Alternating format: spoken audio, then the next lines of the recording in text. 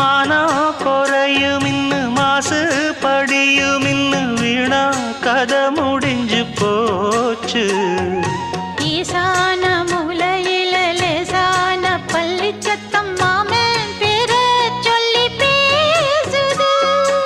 ஆறாத சோகந்தன்ன தீராம சேர்த்து வச்சு ஊரும் சேர்ந்து என்ன ஏசுது.